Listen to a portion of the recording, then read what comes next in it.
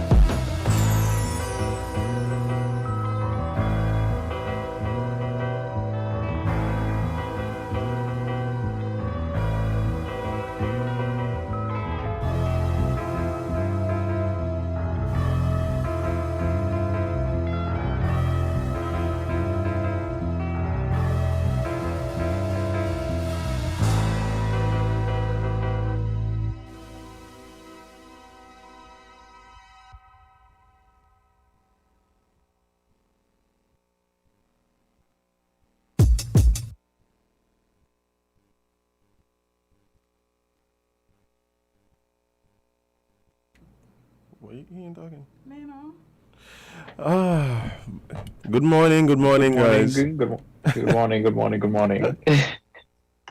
Kevon, you fast asleep, man? No. Yeah. But good morning. Welcome to another episode of Island Tea with your faves. Kevon and Azem featuring Jade Johnson. Morning again. I skipped the Gwen today. Well, for now.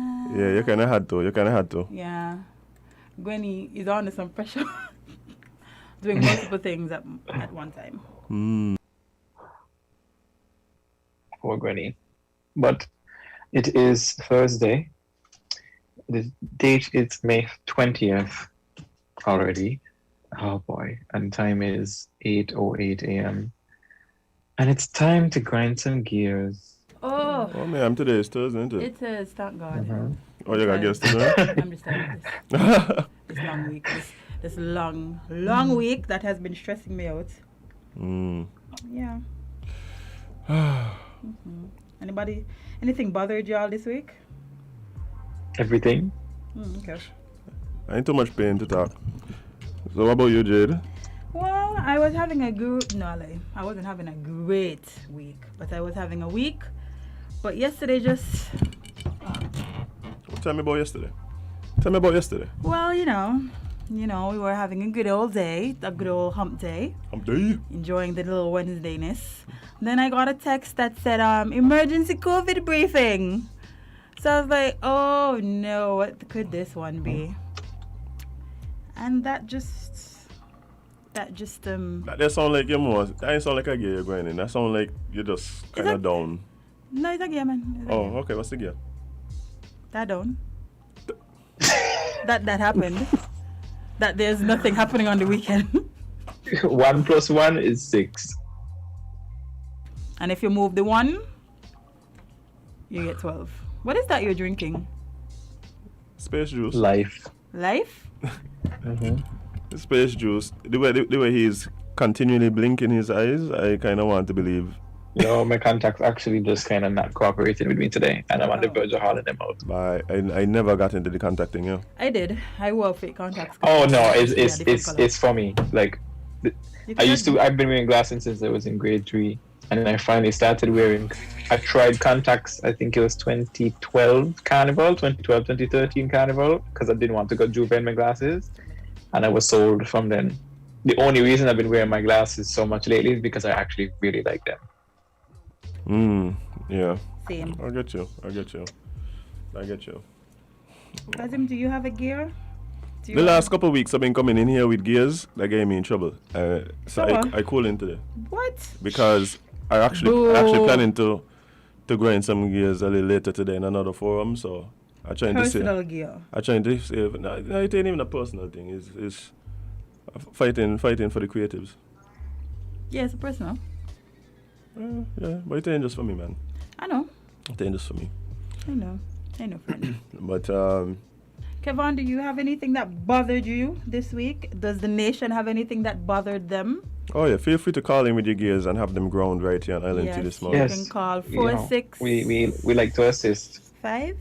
Kevon, tell him the number. Before I make them call Domino's or someplace that they're supposed to call. Yo, that is a gear. That is a gear to go in right there. Which one? The ones I'm where a gear to people go in. keep calling Jade the wrong down the number number. over and over again, Oh. looking for business places, to the point where you just like, Annoyed? like I have a friend.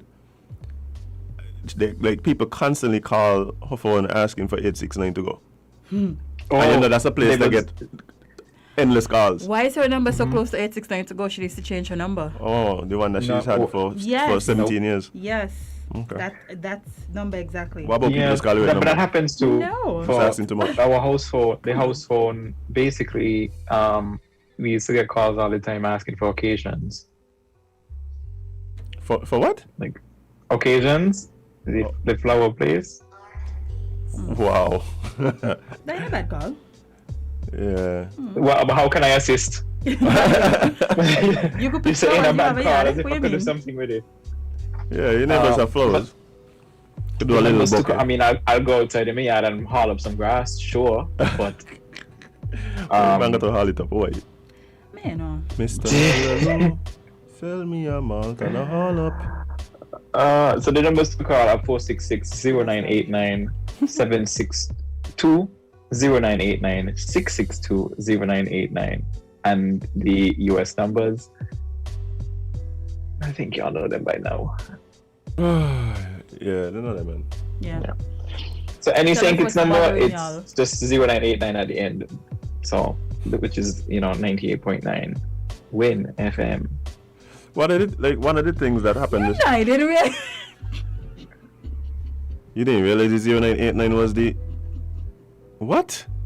Which is why I wondered why you always forgot. Oh my God. I know that My that part. I word. just don't always remember if it's 762 345 or what. I I every day The cell phones are the cell phone beginnings end with 2. So it's 662 and 762. But the only thing I just have to frequently check is the landline because I just don't remember if it's 465 or 466. But it is 66. 989. Duh. Wow, Jade. Like, you can judge me? No. I just recognize you're probably not gifted in seeing patterns, which is cool. Yeah. Which is cool. Nothing wrong with that. Yeah. Yes, Miss Harmony, we are saddened, but we will talk about it later because I'm not ready to ache out yet. I'm sorry, I don't get the point, but we could discuss that later. We will. Mm-hmm. I have a specific point. Okay. Yeah. But this morning I'm coming to the studio, and there's this car that decides to park in the roundabout, and I was like, why not? Look at this. We just were talking about this on Monday, and here it is happening again. So we want people back. Fast forward, I go get Jade and me on my way down, and then this car like passes us on the Bay Road as if, in the words of my grandfather, they're late for hell. No, listen, Azem. We want the people. Oh, to realize me, I'm in the same car. Where you want the people back? Person woke up Not this morning. The roundabout? Yeah, persons woke up this morning and chose violence by. I moving throughout today with a sense of peace and stoicism. I ain't letting nobody. I ain't getting upset with nobody by. People like they're on a kind of mission today. I don't know if Venus in retrograde or something. Could be. I don't know what's going on, but it might be something in the. Speaking of space, y'all realize like it just getting more and more crowded? No, prevalent that like the governments around the world acknowledging that there's UFOs. Bro, I've been telling you all this. Like, no, but I don't know why they don't listen. So, they're just doing it like. And I've said this all the time. I know what it's a calculated release. It's a calculated release. They knew that the world was too busy dealing with other things to pay attention to the fact that they just admitted that, aliens exist. Yeah. Plus, that also gives them no responsibility because when things go south, they can just be said, we told y'all. But not only that, like, you see how humans take news all the time. Like, they can't just come out and tell you all these things because y'all going panic. Like, y'all going literally panic. So they have to ease it into y'all, like, send out a little UFO video here, send out a little report there, but they can't just give y'all everything. Because y'all might end the world. Y'all on the verge of ending the world. But they actually said that in and this was on CBS report last week. It was one of these guys who work for one of the government agencies, and he was saying like, yeah, that's why it is. They fear that the world will just devolve into like chaos if they were to just give out all the information. You want the people to come out and just tell y'all, yeah. I mean, I don't know why y'all think they don't, because it's a universe that's unexplored and we here, so where y'all just think. Don't you think it's like pretty arrogant to believe that we're the only living beings? Like it's so arrogant. Bruh, we can't even fly. We literally can't do nothing that is extraordinary, but y'all think y'all was it? I mean, we're pretty extraordinary compared to the other things on the planet. Like, there's not on the planet, right? But that's what I'm saying. But in the universe, I don't think so. Like, I'm pretty sure there's more evolved beings out there. I don't know. Well, keep in mind that the UFO admittance report thingy says that the technology that they've seen beats us by over 100 years. Yeah. The thing is, so okay, see, that is my point, Azem. But then, if you believe that, then you should also believe that we are hundreds of years more evolved than some of the life beings on other planets too. Yeah, but I just don't feel like we were the end all be all. Yeah. I have a ringing in my ear. What does that mean? It's been happening since morning. It's called tinnitus. What? It's called tinnitus. Tinnitus. How do I fix that? Go to a doctor. Yeah. You might want to get that checked because it could be life changing. What do you mean? You see how annoying it is? Yeah. Imagine it never stops. Wait, don't do that. No, I'm serious. Like, so yeah, go get checked. Don't play the ringing in your ears, guys. Yeah, tinnitus is serious. It happened twice. It happened this morning. I was going to my kitchen and it randomly started happening, and then just now. You probably Sweetie said that she feel like she remote learning today. Same. Well, I guess I feel like I'm remote teaching. Well, Hey, That's why remember we are we have midterm some break, guys. We are midterm break. We are midterm break, so we can't be Yeah, we're doing on too much. midterm break. Yeah, too much smart things and so. We see the questions coming in about the briefing. I also believe there's mermaids in the But are we ocean. gonna do the questions now, or are we gonna do them after grind my gears? We're really grinding nothing. I don't think we have Oh, we anything have a to call. Okay, grind. wait. per Let's se. check to see if this Oh, there calls we go. a gear, and then we're gonna move on. This is probably an alien. You think so? They heard us? Well, if Kevon can hear us, they could hear. Call back. We happen to miss that call, but if you really need to get in, you know what it was? It's probably because they heard me say it's an alien. Oh, they had to disguise their voice. Yeah. The aliens, you feel free to call back. Yeah. Yeah. But hey. But what were you saying, Kevon, about questions on the live? I saw somebody said that they think mermaids in the ocean. They've been showing us videos of mermaids for years, so. Well, there is an Yeah, animal they called a don't mermaid, but That's so funny, like y'all want proof of things, I want to give y'all proof, y'all like, no, they will. yeah, you want it? No, no. That's fake. So let's get Man, into I it haven't then. seen So pictures somebody's of mermaids You haven't that weren't proven to be fake. That's the agenda. They want them to be proven fake because they put them like out. I still want Everybody to find. You know what I feel like? No, I we feel don't like think. I also feel like the Loch Ness monster at this point. By the time we figure it out, it's done dead. The Loch Ness monster, the big old squid or octopus that in the bottom of the ocean where it's supposed to be. Nessie. Yeah, The like, Loch Ness y'all leave the Loch Ness the thing monster, out there but chilling. Y'all see it and I'm going to rename it. The poor I octopus feel like by the time probably we figure it out, it done gone. Like we're probably gonna find the bones, yeah, like PR for some of these. if at all. PR for some of these entities are terrible. Like, for instance, right? Working overdrive. Yeah, like if you see PR for like, what's an animal that is terrible and everybody made it to be cute? I saw one recently. I think it could Frogs? literally kill you and they have it to be so cute, like, you know, they make it seem so nice and friendly when in reality it is not. But the actual animals that are so nice. I mean, I feel like the animal that comes to mind when I think about that is like bears. So cuddly and cute, they make bears. I think bears is like the number one animal for that. Well, listen. Yeah, it's true, because they're so you find them in children's toys and plush, and then they'll kill you. Winnie the Pooh would never hurt a fly. They have a bear who they just eat honey. So now the kids them watching the bears and running up to them thinking they go hug them. What that, Winnie? So yeah, for some of these animals were on point. I don't know who was in charge, but y'all do a good job. Walt Disney. A platypus is venomous. I didn't know that. You know one place that I would never go? Australia. I think God sent all the worst animals to Australia. Over there different. Yeah. Over there different. Yeah, well, I feel like that's where he went to test animals to see what works and what didn't work. And what didn't work, he left it there. You see the things that come out of Australia? Tense. Yeah, real tense. Nah. Yeah. I don't understand it. But that is why it's important for the people over there to live in harmony with nature. How would you do that? They did for hundreds of years. Okay. They just didn't go and encroach on the animals' territories. So like, you realize that there's like the... you think I move to Australia then, since I'm such a scaredy cat? You move. You volunteer and move to Australia. Go to the outback. The truth is, if I move to Australia, the thing that I did, the last thing on my mind is the animals. Me going to the outback. The outback just come to you.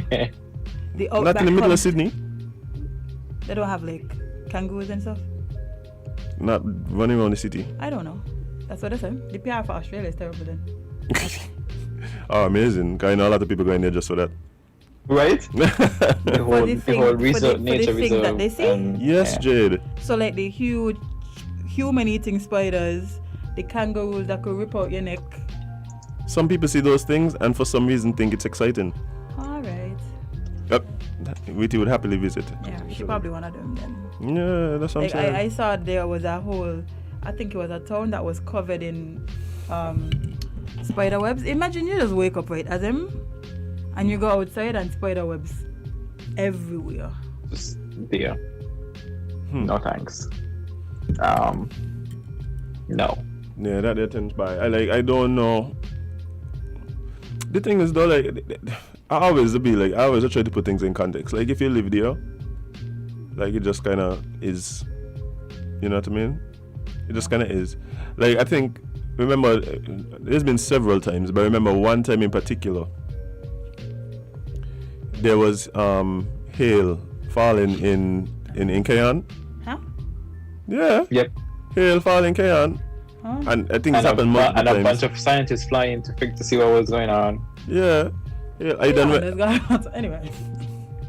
Wait, K. Why can't I don't know. I don't know.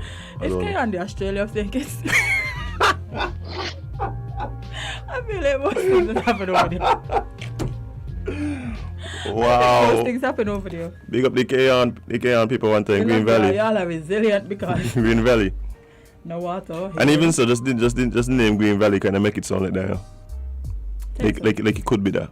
Tell you so. It could Yeah, be usually that. wrong, you know. I want to know when we can get the road from Bayford to Kevon, like nicely paved and thing. what about that? That's when it And then happened. you can't even get your wood. And your wood is way smaller, friend. Jade So- with big facts, boy. So, Jade Priorities. with big see, I facts. feel like you should just write off that one. Like I've seen the entire Island Main Road paved at least 6 times in my lifetime, And you can- and I can't get road yet.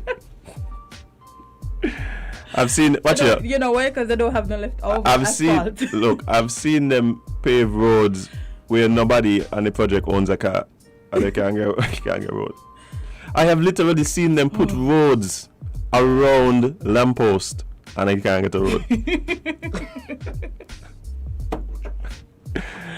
Friend, I'm sorry. man. You want mine? Do you want mine? I will give up No, mine. no. don't- It's fine. If they're going to stop them from racing down the road like it's a racetrack, I would give up mine. Oh, but Jade, your road kind of crazy for you. I don't understand. It is, and they're acting like it's on a main road. It is literally in the middle of people's houses. Yeah, residential area. There's a literal resident with kids, old people, young people. There's a music class on the road, but you're racing down the road like it's a drag strip.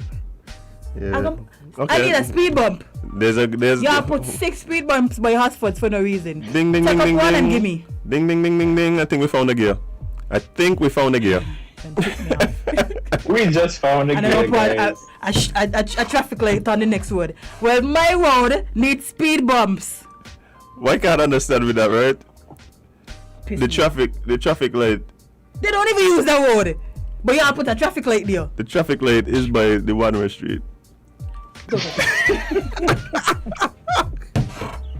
Kind of piss me off again. That makes sense to y'all, Mr. Gilbert? Did that make sense to y'all? There's a little apparently it residential did. road, you know, with kids, a music class, old and young people. But y'all take it upon yourselves to put a traffic light by a one-way road, you know. Nah, man. It's a junction.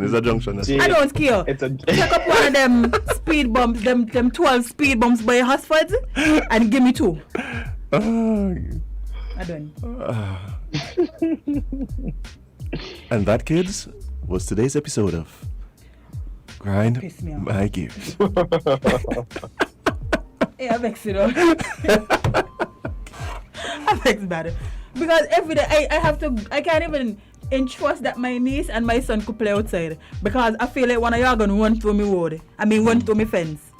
Well, y'all just be speeding down the road. But yeah, you're right, you know.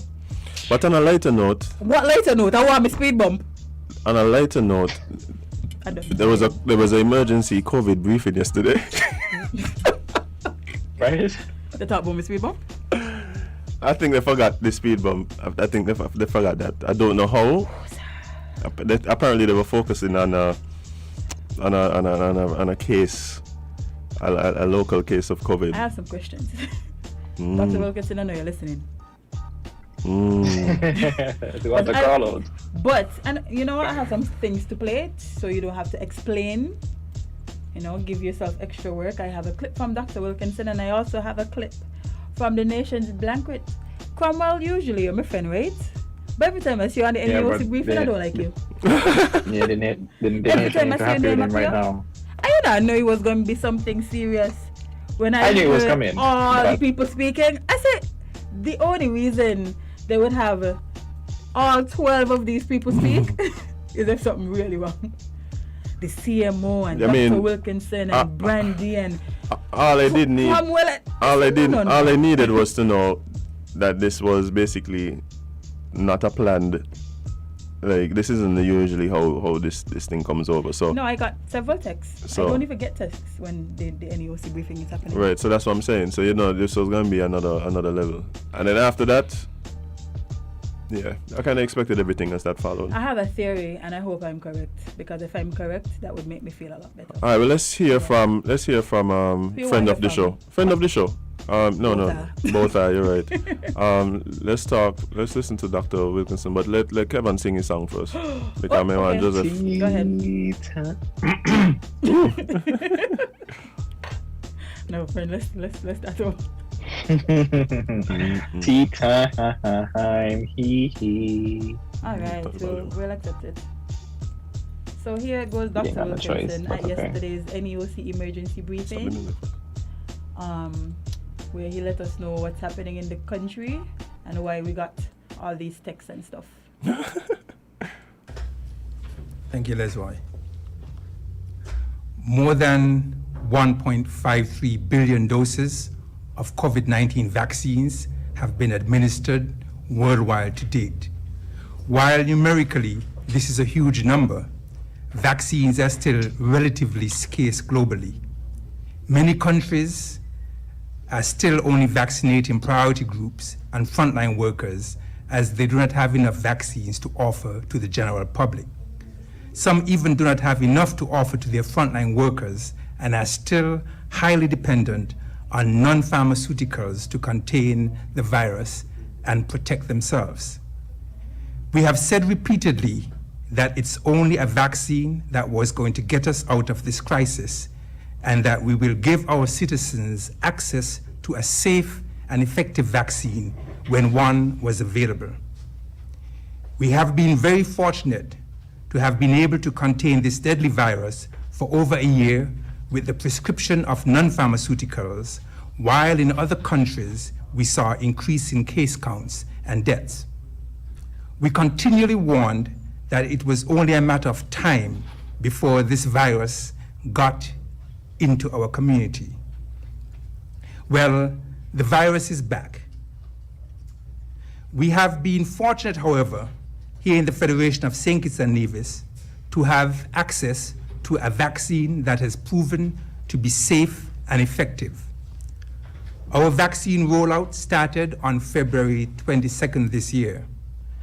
Despite significant vaccine hesitancy, to date, 14,747 persons came forward and received their first dose, bringing us to 44.6% of the target population. We also now have 4,572 persons who are now fully vaccinated, or 13.8% of the target population. I congratulate them all for doing the right thing in not just protecting themselves, but protecting others. That number. All right, so that was Dr. Cameron Wilkinson speaking on the vaccine situation. Mm-hmm. And we also had friend of the show, Cromwell Henry, the nation's security blanket, who spoke about what was being discussed at length. People had so many different things to say in regards to his presentation, but we'll hear his comments now. In light of the announcement made by the CMO, the Chief Medical Officer, and acting on the advice of the National COVID-19 Task Force, the Commissioner of Police has directed that effective immediately, all approved events are cancelled until further notice.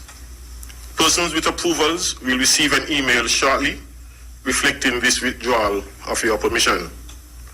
Please note also that spectators will not be allowed in stadium at sporting games, as was previously announced. We further advise that all persons adhere to all the non-pharmaceutical COVID-19 prevention measures as stipulated in the COVID-19 Prevention and Control Act. These are the wearing of masks in public, maintain. So All right, so it was announced yesterday that we have a perfect clip for that. So here's the thing. So first of all, before we even get to saying what the issue is, a lot of people have a lot of questions. We don't have the answer. No, all I could tell y'all is that the NUOC said Place where you never get harmed, a magical place with magical charms. Indoors, indoors, indoors.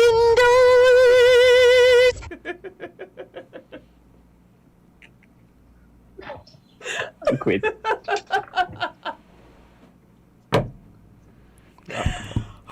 I see what I got put with. oh my chest. I see what I got put with on a daily basis. I don't know, The struggle is that real. was hilarious. I'm sorry. I saw that joke yesterday. Thank you, Danny.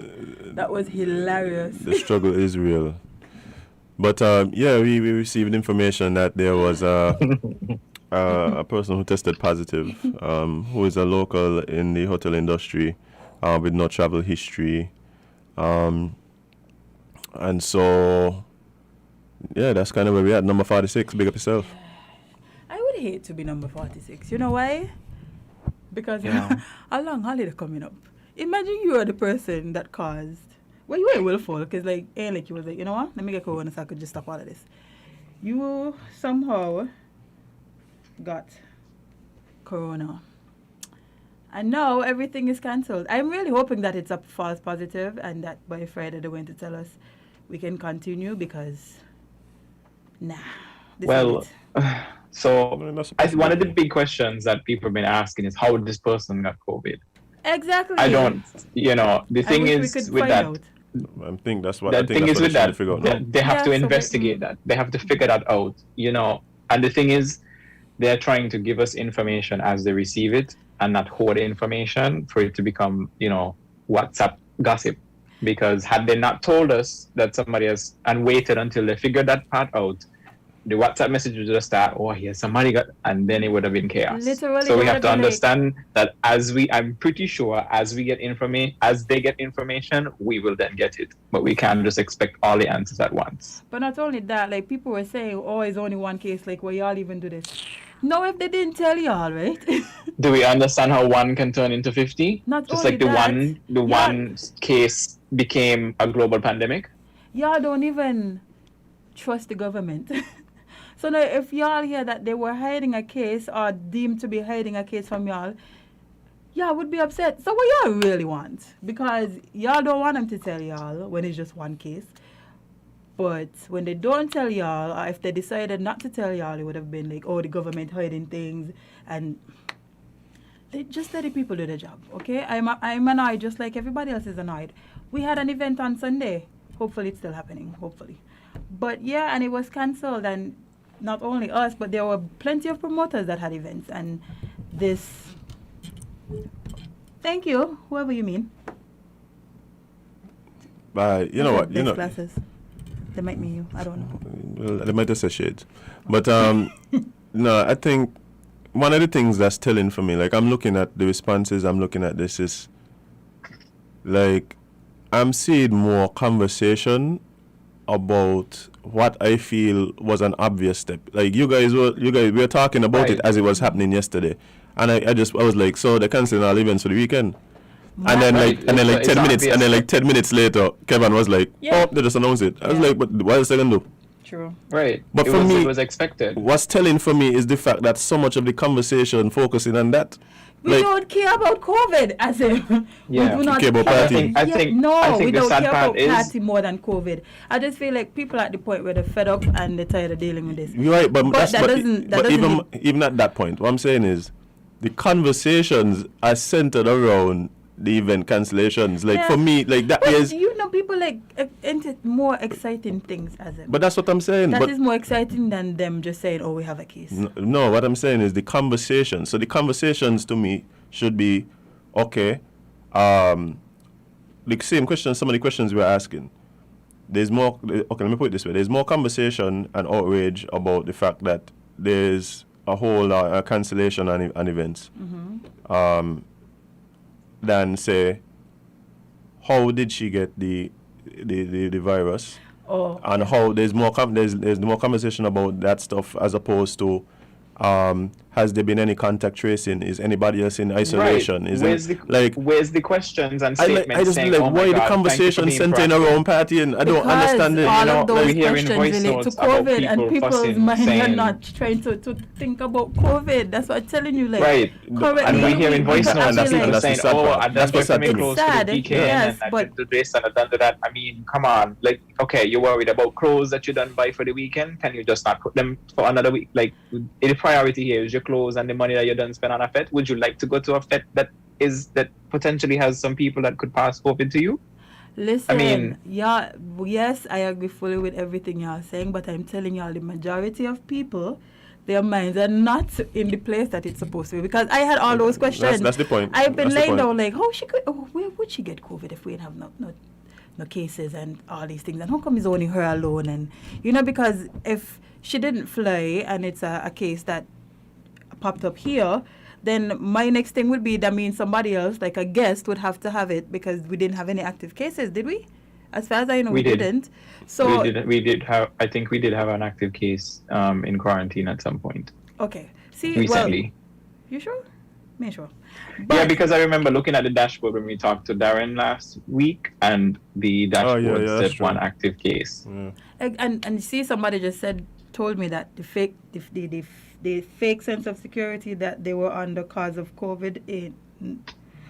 They're saying we're not as concerned because we've not experienced a full Exactly, and that's the problem. COVID crisis. Do we need to? Does But the that's town my need to whole set a point. base for it to matter to us? That's my whole point. My whole point is, yes, we understand that we've been lulled into a false sense of security because we haven't faced the full brunt of the corona pandemic here in terms of experiencing community spread and death. Imagine Now, the thing about it is, for me, when you have a situation where that now becomes a possibility, how is it that is still not the focus? because Like, that's what I'm saying. They do Like, not- I totally agree with everything they're saying. Yeah. I'm just saying, I'm just looking at the responses, and for me, it's just very telling. Azem, to be It's very totally honest, telling. right? Our job, and you're that type of person too, but we pay attention to like all the COVID cases, the spreads, the other countries, and all these things. So we recognize that these things are like 10 times more serious than a lot of people realize. But then there's people that literally don't pay attention to none of this. They are just paying attention to what the country tells them.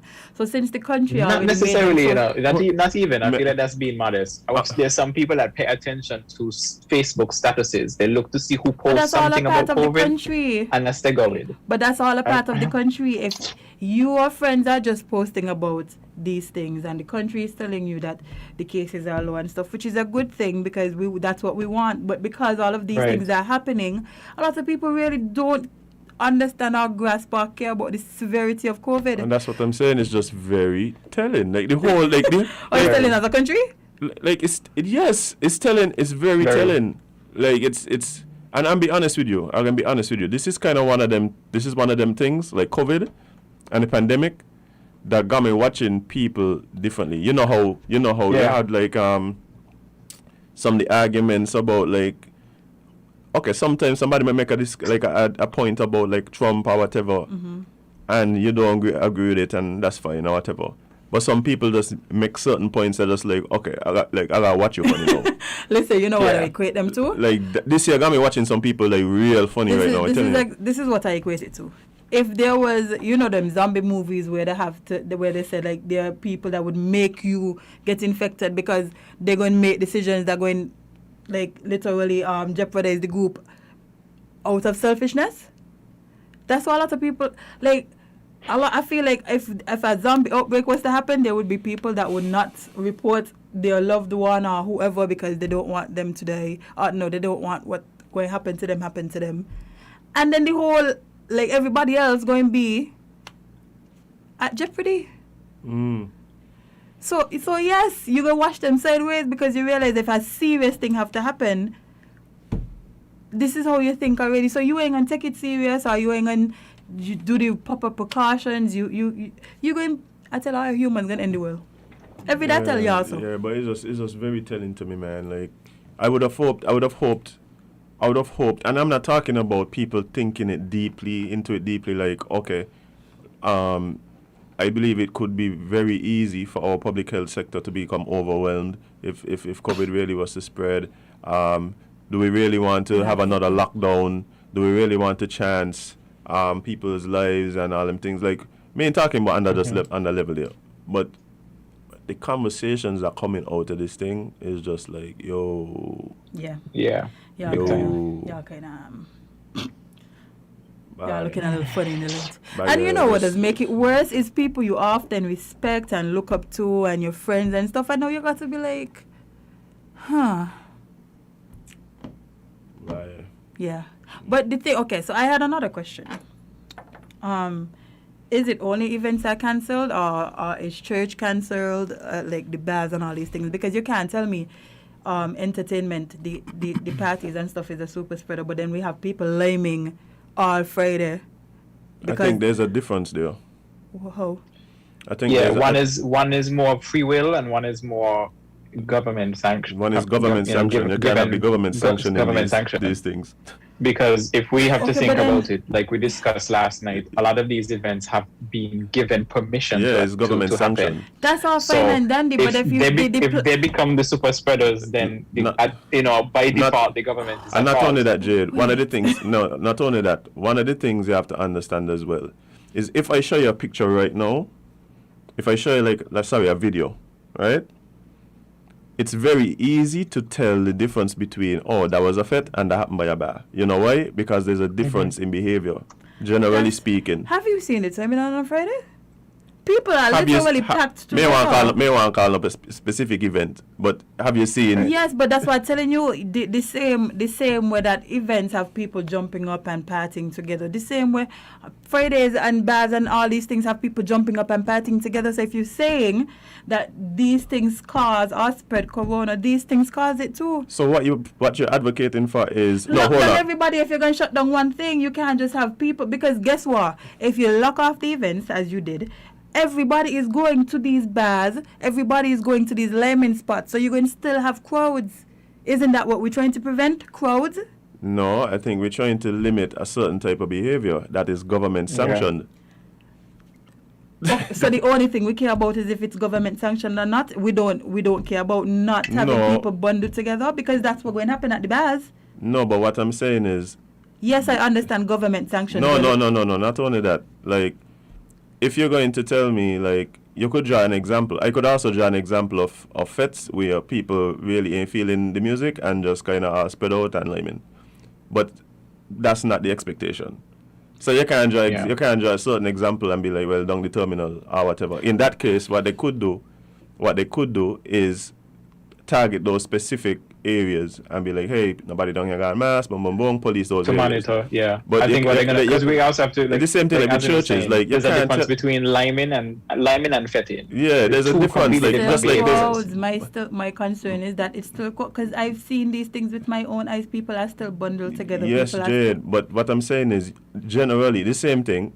There's some churches where, if you show a video, there's people all jumping up on one another too. Exactly, and those are cancelled. But those are the exceptions. So you can't. What? That's the exception, Jade. You can't have exceptions when we're talking about community spread and all of these things. There shouldn't be exceptions, because if we're trying to limit people from being in crowds and certain behavior, but there are entities that have the same behavior and crowds. Not because it's not government sanctioned, that means it should be okay to have still. If you're going to say that, and especially since it's a very long weekend, everybody will be out. Let me ask you a question. Do you think that the government could advise that people, adhere to social distancing, boom, boom, boom, boom, boom, boom, and have the same effect at a fete versus in a church?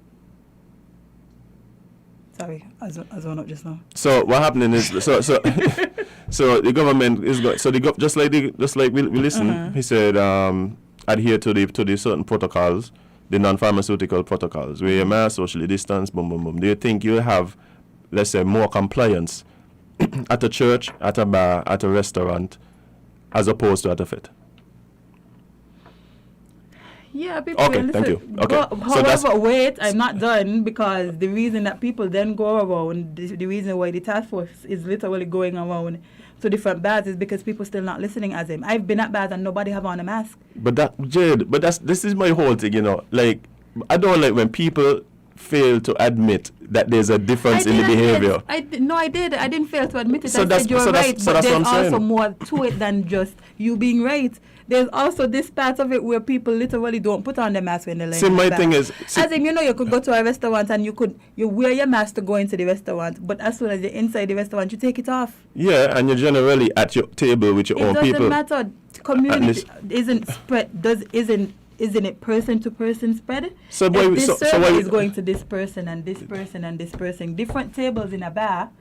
Isn't there a possibility of spread the same way? But I don't know the restaurants you go to, but generally the people who are serving wear masks. Okay. Not only that, this is my thing too. Yeah, I believe in you have to have tempered measures for certain situations. So bear in mind, you have this one case, right? It's not that I'm against lockdown, as you're saying, Yeah, because I still don't understand the logic, because we literally go and be outside this weekend. But what I'm saying, not Jade, at parties. Listen to what I'm saying, Jade. One, I believe that if there are to find some case of community spread, we're going back on lockdown. Okay, that's true. We're going back on lockdown. I don't so it's like something we have to. So it's like you want them lockdown everything now, for one case. They don't know where she get the case. They don't know if it's a false positive. They don't know. Because of the nature of the event. Like, that's what I'm saying. Because of the nature of the event. So they could wait until they figure out all of this to do that? So what I'm saying is, what you're going to do is you're going to go to the what are deemed the most high risk events and situations and take those out of the equation. That's what you're going to do. Then you're going to go and say, well, if there is a certain level of spread, if more information comes and we realize this thing is a real thing, of course, I want to believe they're going to lock down. That would be the logical. Because so that's what I'm saying. If we have to be honest, if there was nothing happening this weekend, there would have been no need to cancel anything, because nothing was going to be taking place beside from like the small gatherings, the beaches, and like as I'm saying, what they're probably going to end up doing is they're going to patrol areas. I'm sure, I would hope so. They're going to patrol areas where congregation is sort of expected. So they're going to show up to certain bars just to make sure you're wearing your mask, the capacity numbers are not exceeded, and certain things like they were doing in the beginning. Because again, we don't know the nature of this. If this person was also a visitor and they flew in and they were in quarantine, we would not have had to worry. But the fact that this person has no travel history, we need to be cautious. And I think we need to, like you said, like Azem said, we have to start big, because these events, unfortunately, are super spreaders. Yes, there are other things that are super spreaders, like churches and stuff, but again, the nature is different. Churches, your average church, it's a sit-down kind of thing. You sit and you watch, you listen. Jade, that is why when we see the videos, yes, like... Never mind, you said average, you never mind. But that's the whole thing, like, I don't like when people that's what I'm saying. Like to act like as if all these things are equal. Like, they're not. They're not equal. Like, the behavior is different at different places. The same way, I could go to, let's say some place that I know for sure. What their name by? Indulge? Yeah, but no, that is. I can't really use that as an example.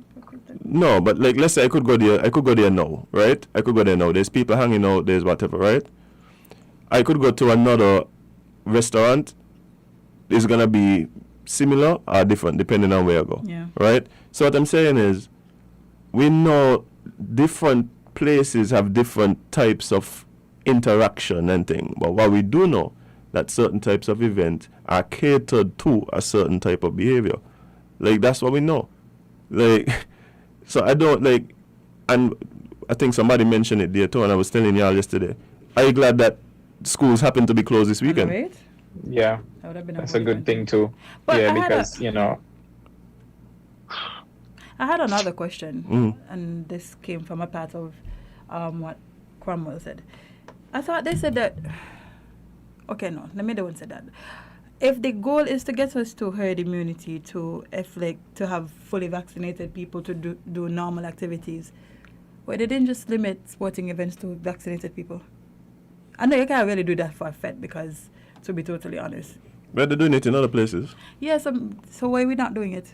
Why we're not doing it? Mm-hmm. Well, I know that there's plans right now for a particular Because that's not what CPL is going to be. CPL is yes, that's what they're saying it's going to be. I know there's plans for a specific FET to be already in place to be a fully vaccinated FET. FET. So then why you cancel sporting events for anyway? You know what? But that's not the case yet. That's not the case now. Yeah, waiting to see when it happens because That's not the case now. That's not the case now. So yeah, it's gonna be interesting to see how this thing play out. And this is the thing that I really don't like this, to be totally honest. And by this I mean, why are we here sitting like talking about events? Like, yes, I'm involved in entertainment, and I would love if we could get back to some normalcy, right? yeah, I would love that. But I mean, there's a reason why entertainment worldwide was the first industry to get shut down and gonna be the last one to come back in any way that resembles because of its nature. pre-COVID, because of the nature of the industry. Now we could have conversations. It's an unfortunate reality. We could have conversations about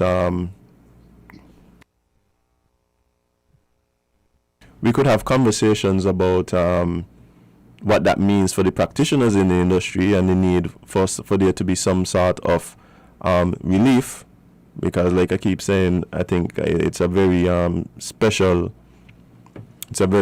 and unique case where we are being asked by the government to limit what we are doing for the betterment of the country. So I believe that, even things like depreciation of goods and that kind of thing, we need to have that discussion. But keep telling us to put off things when we are not, because we are human and we need money as well, just like everybody else. Yeah, so I do believe that's a discussion that needs to be had. But at the same time, it's like we're at a point now where we don't know a lot of things, and the possibilities are quite scary. And for some reason, I don't understand why the conversations are centered around these things. I told you why. No, you told me why, and what I'm saying is that is very unsettling for me. We're here, I'm here, and I have to be talking about this. It's the fact of the matter is, if we're in a situation where there's some community spread, we need to try and trace to figure out who may have been in contact with the confirmed case. We have to figure out how this person would have contracted.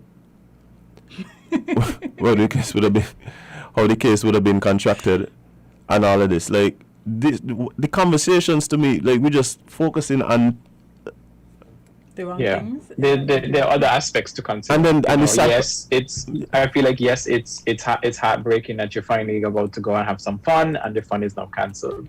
Yes, just it shows how much sucks. people need However, there are way bigger issues beyond fun.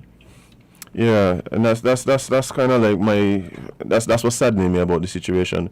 But guys, we have a caller on the line. Caller, good morning, live at Island T. Yes, good morning. Good morning, my friend. Maybe the person don't even have COVID. It could be that they take the shot and that is what's showing up in the test. Remember, when you get this shot, they're introducing whatever to your body. So it could be that is what's showing up in this test. Maybe they ain't contracted COVID from nobody. Yeah, that's like the reality. You said, the person have never traveled, went anywhere. Yeah, that's the whole point. The whole point is we don't know yet. We just could be just that test. Could that be shot, that jab, as y'all call it, that person got, that's probably what's showing up. Remember, it was introduced to the person's body. Cleo, Yeah? you've taken your second shot yet? I haven't even taken a first shot. Second day, take the first shot. I'm watching my husband tweet. I told you. Did I tell you guys that? Oh yes, you did give us an update on your husband. How is he doing? I'm pretty sure he's fine. No extra limbs, you know. Well, last week he got his second shot and he was in here sick like a dog. I was just waiting for him to turn into a gremlin. He was in here with a fever. Couldn't eat for a whole day. I don't know, Cleo was just passing and laughing. Oh my gosh. Cleo? I was not. I love my baby too much to laugh at it. Guys, have a blessed day. All right, take care. Thanks for calling. So your Cleo was probably watching him and like, I tell you so, you know? I tell you so. Look, you know. Oh boy. Oh, Cleo, you're terrible. We got some of the best, like easily. I don't even think it's something you have to eat. It's non-negotiable. Cleo is terrible. Cleo said she'd pass and laugh. But yeah, I just hoping that I'm hoping that could be one of the situations. To me personally, that might be the best case scenario. It was a false positive, and then we could all get back to. The first thing I told y'all. That's what I'm hoping for. Yeah. Like. Fingers and toes crossed because. But we don't need this right now. And this is the thing. This is the thing why I can't. This is why I want to put out there too for everybody that's out there right now complaining about how the events got closed down and only now you know that there's people who only live in and only people whatever. You remember when so what you need to do is whether or not the events are back on or off, keep that same energy. Keep that same energy so people know. We weren't a real entity. We only wanted to party, you know. All y'all want to party. But so keep that same energy so that we could really have the conversation about what kind of compensation, what type of alleviation, what kind of relief people in this industry could get, because just don't miss me with that kind of energy there. Me. All of a sudden they know we're real and they want to party and no. We want to go outside and do all these things. But before, what y'all making nice for? Yeah. Y'all really want to party, but then what y'all want to do? Yeah. Anyway, let's take a break here because oh dear. Yeah. But hey, guys, we have a very special guest in studio who's gonna be joining us right after the break. So stay tuned. We'll be right back with more Island Tea right here on WINNMedia SKN. Take notes.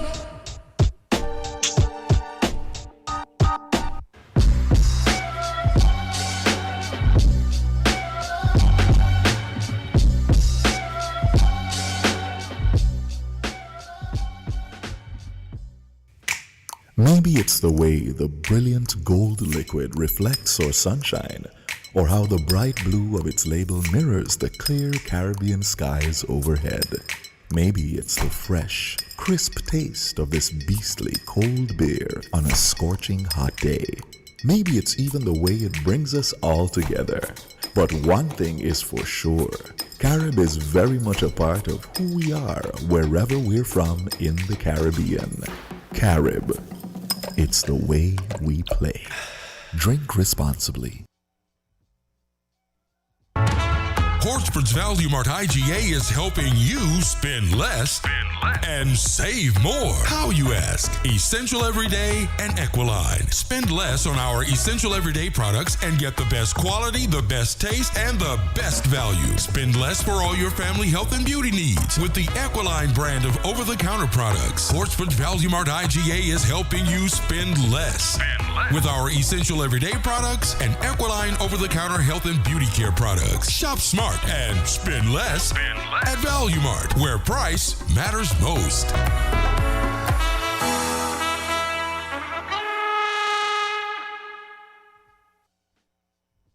If you own or work with animals, please follow these tips to avoid getting the coronavirus.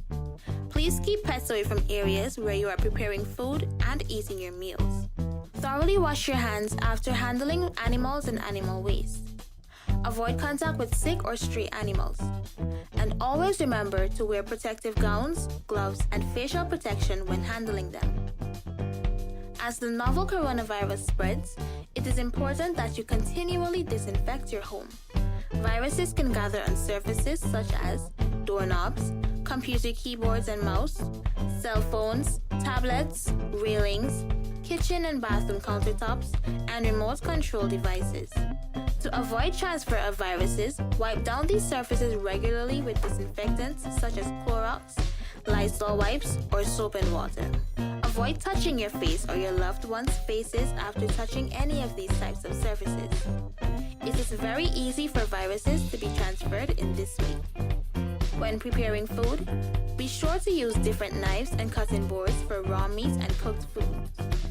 Wash your hands before and after handling raw meats. Also, wash your hands before and after using cooked food. Be sure to cook food thoroughly before eating it.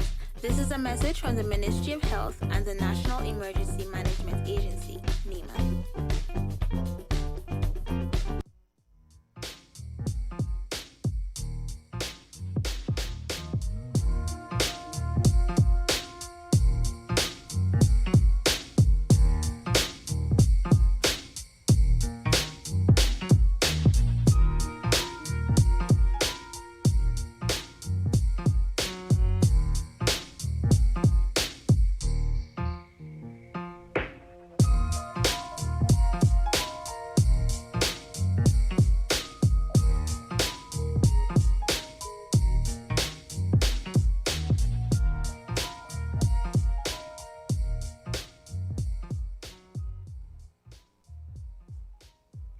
Welcome back to Island Tea with your faves, and it is time to jump into Eat Local.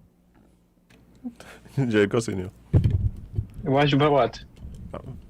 Because it's 9 o'clock. But You know what? But what I gotta do with me? Nothing. Nothing, friend. Nothing at all. Oh, boy. But yes, Kevon, you were saying... Compose. Eat local. Okay.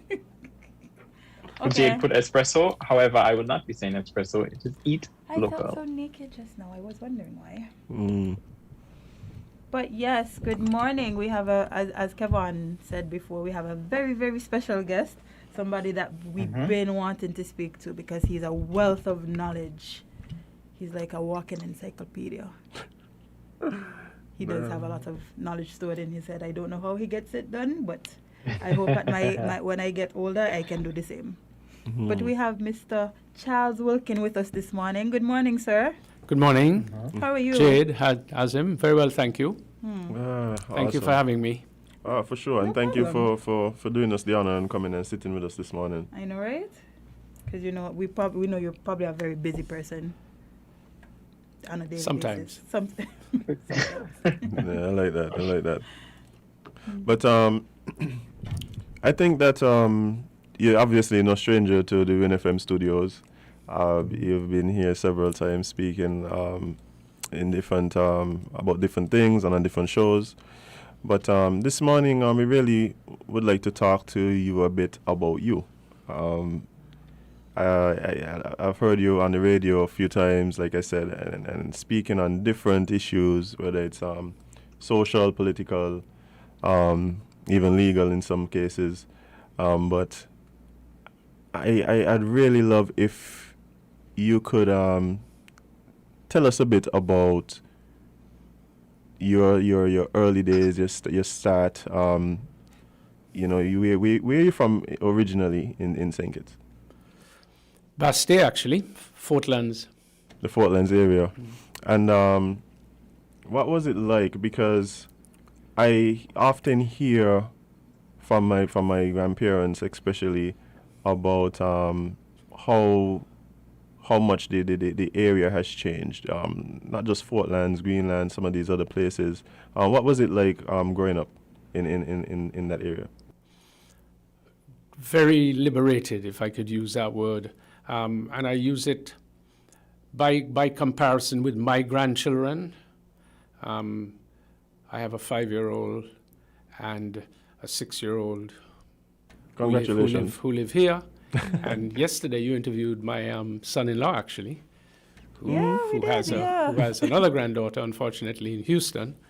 But when I was their age, basically, my parents let me loose. Yeah, let you loose. Wow. You could go, when I lived at Fort Lands, you could go around the whole of Fort Lands. Right. There were always fruit trees if you want to eat, pigeon peas growing, and things to eat. There was a pipe somewhere you could drink water. We weren't drinking fancy drinks in those days. Right. But that is the major difference. When now my grandson goes to cricket camp, he goes to coaching in cricket, football, tennis, and hopefully he will become a sportsman. I was somewhat of one. But I had no coaching in anything. Right. I played first class cricket and didn't have a day of coaching in my life. Wow. Not one day. And that is the difference. Life has changed. You can't let children go wild the way it was when I was growing up. Right. But that is a major difference. And how do you think that sense of liberation, that allowance to explore, how do you think that influenced the man that you have become? Well, St Kitts was very different, as I said, and if you misbehaved, your parents would know very quickly, because people would, once if they wanted to find out who you were, they could find out who you were, and the message would get home very quickly. But it enabled you to meet with people, to converse with people. I was a very inquisitive kid, so I would ask questions, and you could talk to people on the side of the road. You could, when I lived for a fair part of my youth on Independence Square South, actually in the original building where my chambers are now, I was in the square every day. Okay. And you could sit down, and you engage people who are coming through. The fire brigade was right where the new building, magistrate court building was built just below the Catholic church. And we'd chat with the firemen. We'd play. We weren't allowed to play, but we'd play until we were caught. Climb trees until we were told to come down. And so that was the kind of lifestyle. Later, you mentioned Greenlands. I had friends in Greenlands. We'd go to Greenlands. We'd hang out on the Greenlands wall. And that was our liming spot. Just sit on the wall and watch people pass. Right. Sometimes heckle. That's something I don't think you can do now. But I think people do it online. People do it online now. Yeah, it's just social media. We did it face to face. I respect that. In a different kind of way. We had in school, which we practiced a lot on the Greenlands wall. We created a language. It was called Trim. Now, in the St Kitts and Nevis Grammar School, when I went, languages were taught in the language. So the minute you walked into the French class on the first day, you were listening to French. Right. And you had to quickly pick it up. Spanish likewise. So after 2-3 years, we could speak the languages fluently. Okay. I wonder why that changed, because I feel like that would be the better way to teach languages. Somewhat of an immersion into the language. Right. We also went to for limited periods of school in the French islands, and once we went to Puerto Rico, Spanish wise. I went to Guadeloupe. I went to Martinique. Went to school for 3 weeks in Martinique. Can't remember how long in Guadeloupe, but so that helped. We also did a language called Latin. I'm not sure if you remember that, but that is the source of basically the English language. Yes. and all languages. If you learned Latin, you had it enabled you to get a pretty good grasp of English in particular. And it helped greatly with your communication skills, how you build sentences, how you spoke even though Latin was what they said was a dead language. Right. But some of us tried to speak it. But back to Greenlands, we created this language called Trim, which was a combination of English, Latin, French, and Spanish with our own words. So if we were in school and we didn't want the teacher, not in class, because you couldn't talk in class, but outside the class, you didn't want the science guys or the teachers to hear, to know what you were saying to each other, you spoke in Trim. When we were on the Greenland's wall and we were hanging out, we spoke in Trim. Some of the guys, you could hang out on the corner at the top of 4th Street. That too wasn't was frowned upon, but the guys would hang out there. After every football match in particular, and also cricket matches, which were always in Warner Park, everybody walked down 4th Street to the bayfront. Down to the bayfront, and you turned around and went back up 4th Street and then dispersed to wherever you lived. There weren't so many cars around. That's where you met persons of the opposite sex and, learned to engage. And that was develop your social skills. Yeah. Yes, basically. So that was a very, very common practice in those days too. So my childhood was very enjoyable. We'd play in the park, Warner Park. It wasn't a stadium in those days. It was just an open ground, 14 acres. Oh, wow. And wherever you went first, you knock your stumps up, you played cricket. Or in the football, there was a distinct cricket and football season. It's not like now where they overlap. You go play football during the football season. And when you were thirsty, there was one pipe up next to the pavilion. Everybody, you line up and you drank water from the pipe, and you were happy like a lark. That's probably why y'all stayed around so long, because y'all had that immunity. Yeah, that immunity from that pipe. So perhaps the reason why one of the reasons we've done so well in the pandemic is because of that immunity. We drink pipe water. Pipe water? Hose water. Pipe water. So I doubt it is our delicious pipe water. Yes, but you used to go up to the Warner Park. What did you play in those days? Cricket and football, and I played tennis as well. Oh, wow. And then later on, what did you actually get into? Because I feel like most kids that start out playing all these sports, they usually just pick one and stay there. So did you pick one? No, because you didn't have to. I played tennis. I was the St Kitts junior champion at lawn tennis. Oh. I did not play football for the grammar school when I went. I played cricket. And I played cricket for the grammar school from the age of about 14. And then when I went to England, I played for my university, Cambridge University, which played against the counties. So that was the highest level of cricket below Test cricket. Oh, wow. So I was playing against Test cricketers at the age of 19, 20. I was playing against Test cricketers and top cricketers. And then when I returned, I played for St Kitts for 6 years. Captain for 4 of those, and played for the Leeward Islands and the combined Leewards and Windward Islands. In those days, the combined Leeward and Windward Islands were one team in the regional competition. Okay. And so I played a season for the combined Leeward and Windward Islands.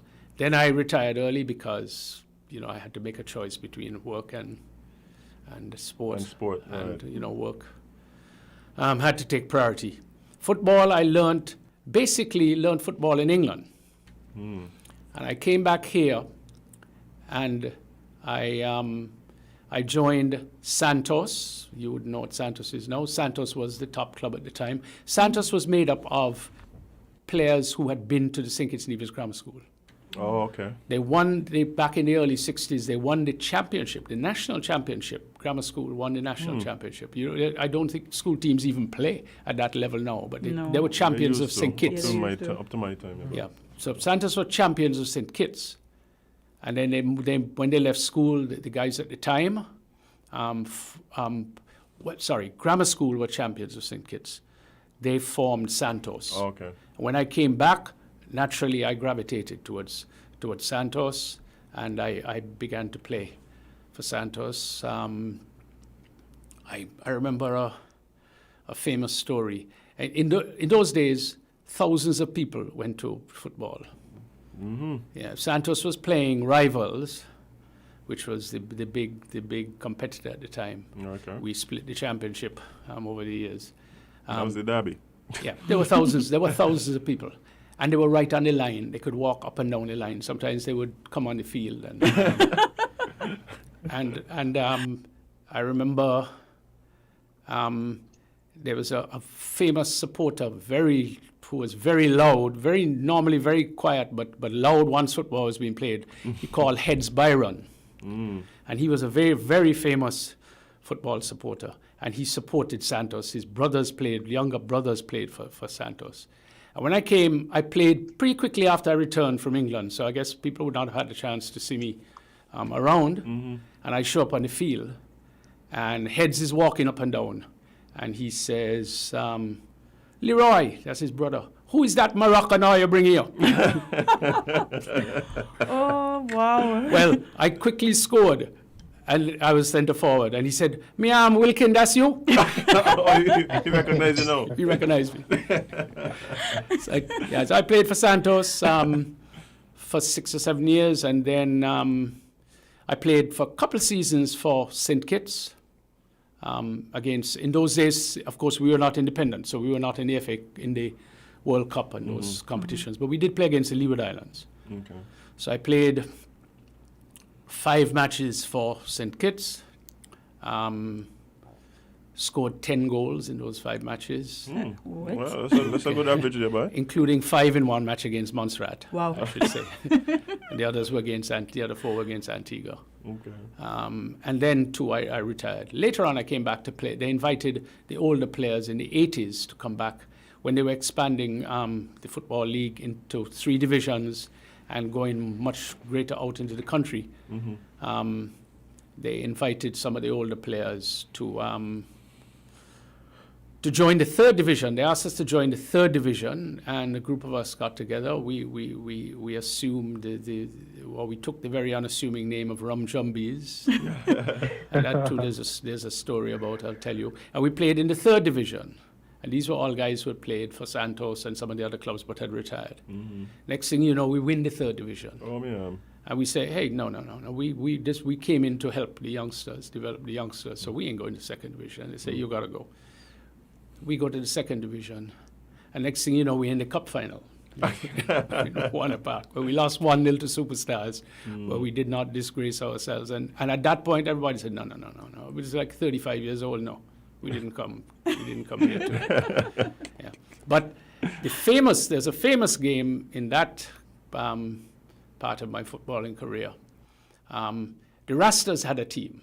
Mm-hmm. So there was a game, and we were both then, I think, in the 2nd division.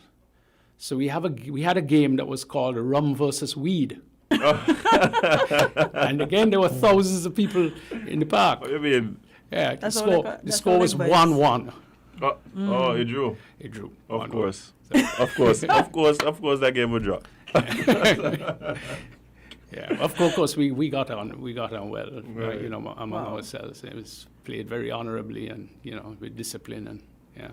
Man, I could listen to these stories all day because it's so much knowledge that, and it almost feels like you there, like the way you speak, it almost feels like you can see the pictures and the people. And yeah, it's so vivid. Yeah, like, I love listening to Mr. Wilkin. But remember, Yeah, and remember, even remind somebody you, on the live saying that was the life back then. there was no television, Oh, that's true. Right. There were no washing machines.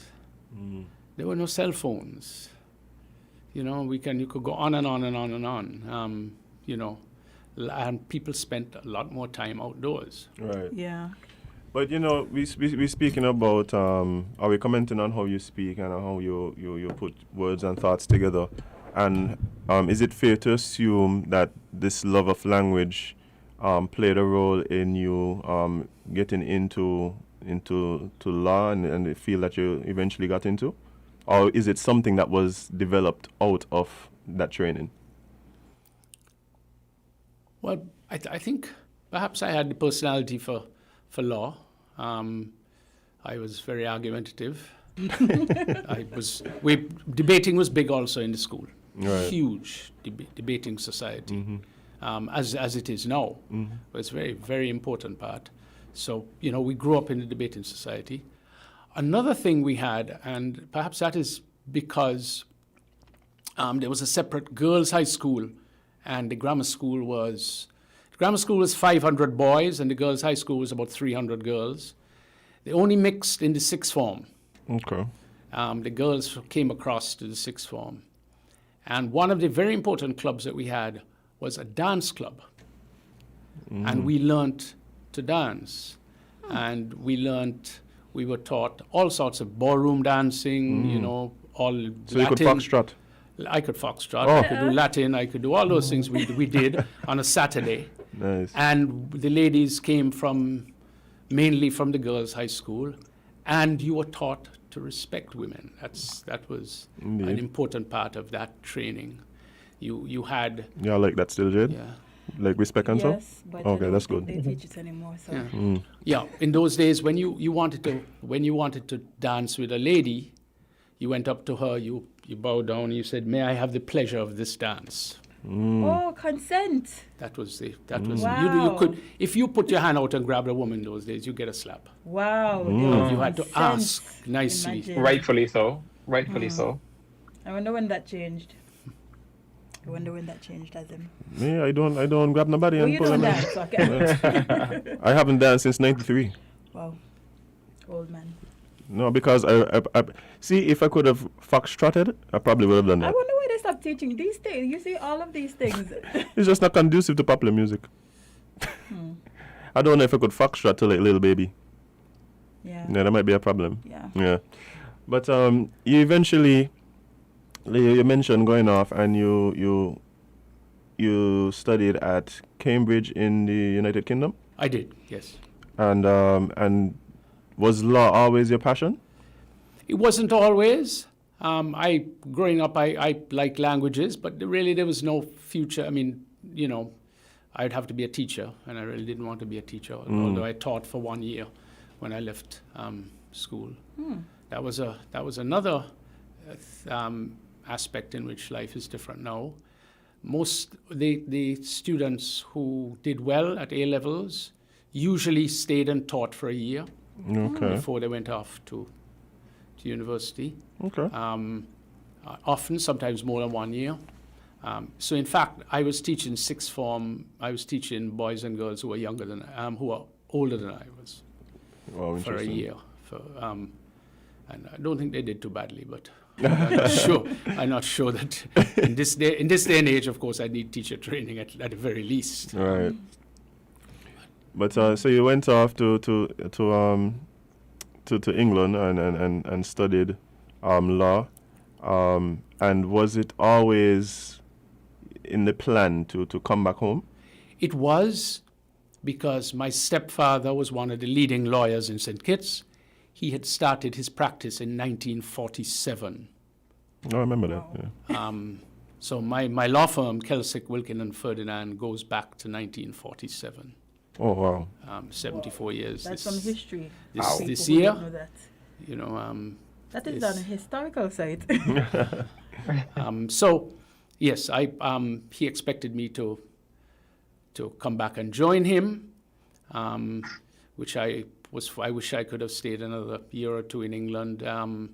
London is my favorite city. If you haven't been, I know we focus on the States now, but Europe is far superior to the States. I hope I don't lose my visa for saying that, but Europe is culturally way ahead of and London in particular. I still go to London. It's my favorite city. I still walk around where I did, and they had the subway, but at my age, if the subway stopped at 10 at night or 11 at night, and you were downtown, you could walk home. Or you walk for an hour, or walk for 3/4 of an hour, and it's totally safe. Right. Yeah, but so I really would have liked to stay a little extra time in London, but I was told in no uncertain terms to present myself back home within a couple of weeks of having been called to the bar. Oh, wow.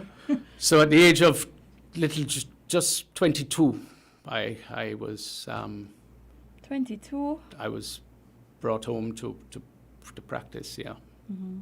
Yeah, that's big. Law took four years in those days. I started at 18, so Okay. there would have been others who would have started practice at that age. UWI had not started law at that time. In fact, UWI started law just as I came back. Mm. But UWI did 5 years. Okay. And I think that you are known for your legal practice, and as well for being a social commentator, as we mentioned above. And I think, from my observation, it seems as though that is sparked maybe not only by your argumentative characteristics, but a deep love for the country. And I've read some of your writings, and I think that much is evident. One of the books, and I want to thank you publicly. I got your copy that you gave to Jade. To the Breaking the Cycle book, which is an amazing read. It really is. But it seems to chronicle a bit of this journey that St Kitts and Nevis has been on, as we try to stamp out independence. It's a bit of the growing pains that go along with that. But what led you to start writing some of this type of material? Well, it's a long story, if you allow me. Yeah, I do have great love of my country. I mean, I've lived here for 68 years, and I would live nowhere else in the world. There's nowhere. Every time I go away and I come back to St Kitts, Not even London? I feel happy. No, London, remember, it rains a lot there, so you spend a few weeks there and you're happy. Yeah. For years, I had planned to write a book on St Kitts and Nevis. It's part of my patriotism, and I wanted to give back some of what St Kitts and Nevis had given. And if you would allow me some time after to speak a little bit about the education in St Kitts and Nevis, because I think it's something that people don't realize. But anyway, my favorite novelist was the Trinidadian Nobel Prize winner V.S. Naipaul. And V.S. Naipaul, he then went to England, and he was world famous, still is world famous. And his books are world famous, I should say. He critiqued Caribbean politicians, and I read him in school. That's another thing in school. We had to read books that had political significance. So you read Naipaul. You read a book called Animal Farm. Yes. Which is a very important book. Yeah. And then you're now quoting it left, right, and center with all these statements about nationalism and, you know, all men are born equal, but some are more equal than others. Those sorts of things, yeah. So I had initially planned to write my critique in the form of a novel. But as time passed, I decided that I could better contribute by writing in the real-life context. As the name of my book that you just gave, Breaking the Cycle, indicates, my greatest concern was that cycle of political tribalism between Labour and PAM, which began with self-rule by way of associated statehood in 1967. That is the cycle referred to in the name of my book. Right. As an 18-year-old in 1967, I watched our country come close to implosion within its first year, with the secession of Anguilla and the violence in St Kitts, state of emergency, leaders of the opposition, 24 of them locked up under the state of emergency for several months, 2 of them charged with treason, punishable by death. Wow. And they were acquitted.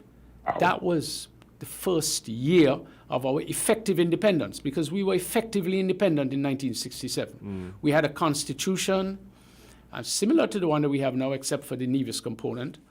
And we we governed ourselves. Start off with a bang. Britain was responsible Right. for defense and external affairs. Right. So I watched that.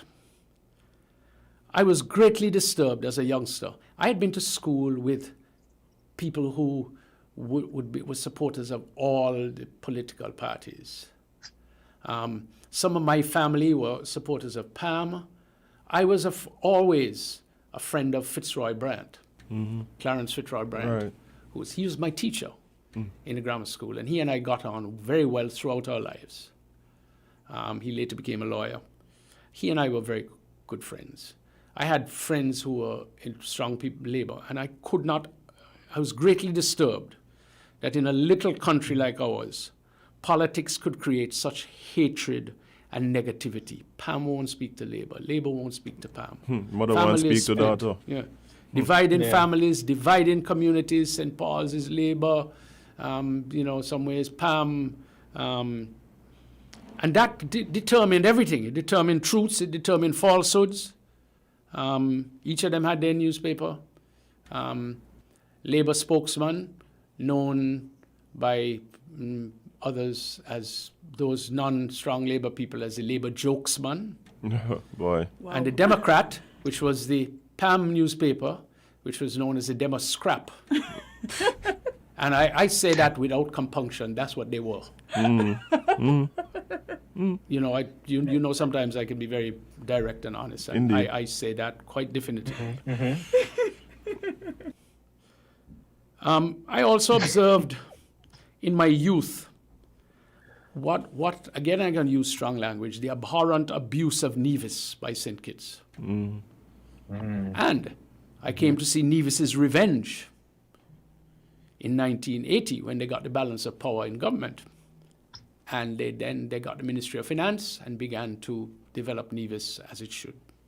And that's where national hero Sir Simeon Daniel came into play. And Nevis then entrenched itself because it had the balance of power and determined what is our awkward governance system after independence in 1983, where Nevis is federated with St. Kitts and Nevis. You can further work that out, but that's a lawyer, constitutional lawyer, far greater than me. That's how he described our constitution. Nevis is federated with St. Kitts and Nevis. I saw our country descend into violence in 1993 when the election resulted in 4 seats for Labour and 4 for PAM in St. Kitts. And there was a fight for the Nevis, and violence ensued, serious violence, a state of emergency, which was ended by an agreement called the Four Seasons Accord the next year. I saw Nevis almost secede in 1997 with 62% of the 2/3 majority required. They only need a few votes and Nevis would be gone. We'd be completely different. Then came the events of the 26-month election between December 2012 and February 2015, with the then Prime Minister, Dr. Douglas, illegally ignoring the motion of no confidence filed by the opposition and holding desperately onto power. That really shook me up. Here we were facing squarely the demise of the rule of law and a blatant disregard for our democracy and constitutional order. With the greatest respect to Dr. Douglas, I say so in my book, and one chapter, and you will have no doubt as to where that is directed, speaks about the difference between the rule of man and the rule of law. Right. If you haven't read that, I suggest you read it.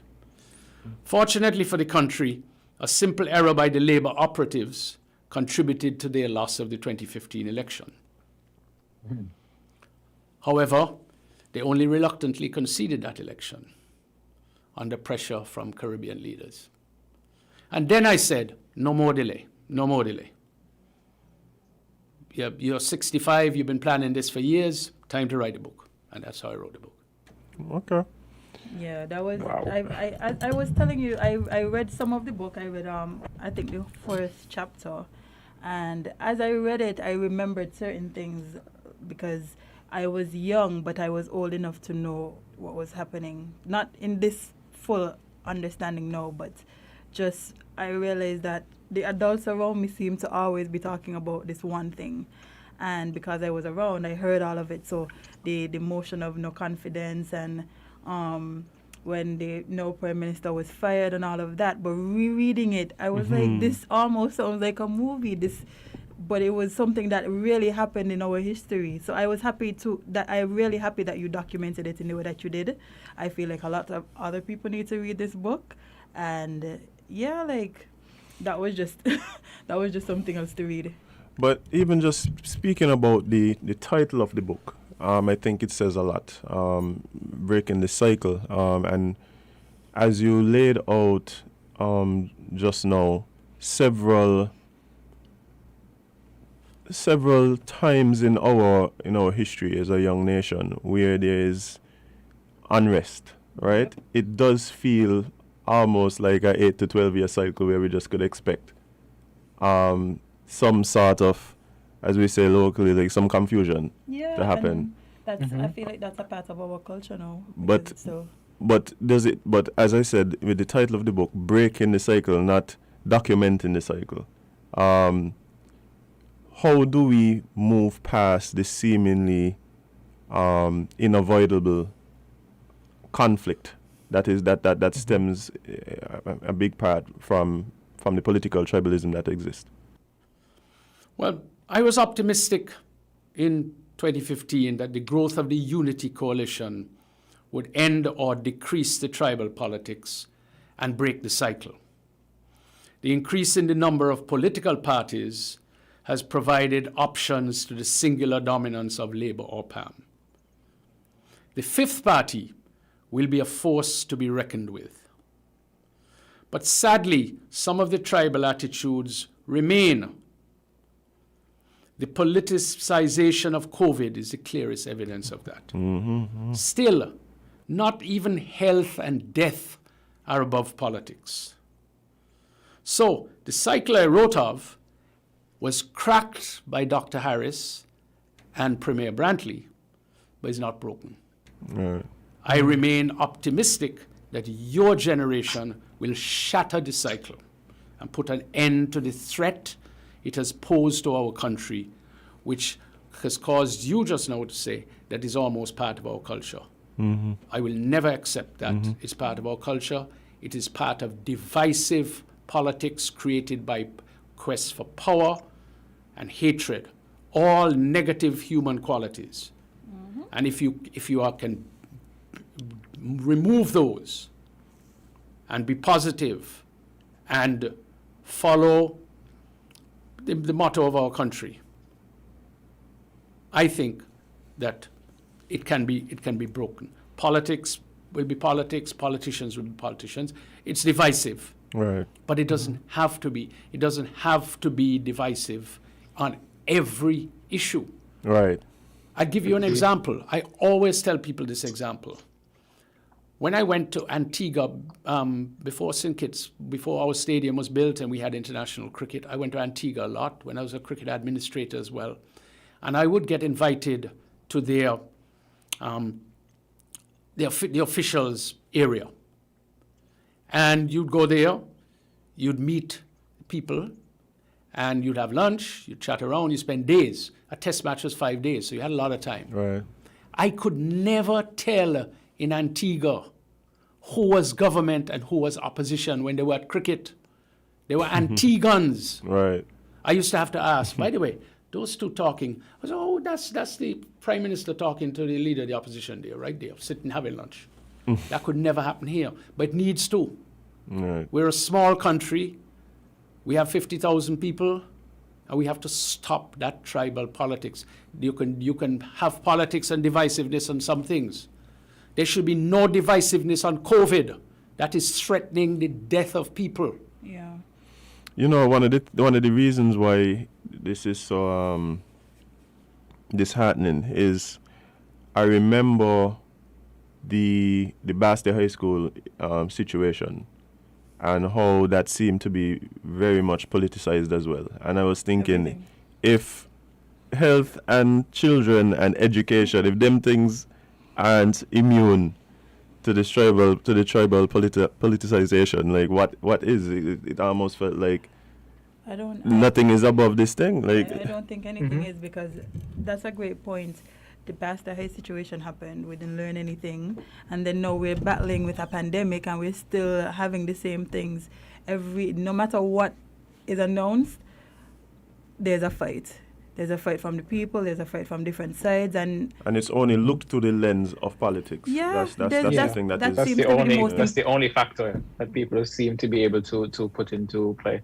Yeah, no matter what they announce, the Prime Minister this, and see if it was the opposition, they would have done this, not realizing that politics aside, this is still people's health and livelihood and day to day. Like, this isn't just election time when it's just a couple months and then it passes. We are actively dealing with this day to day.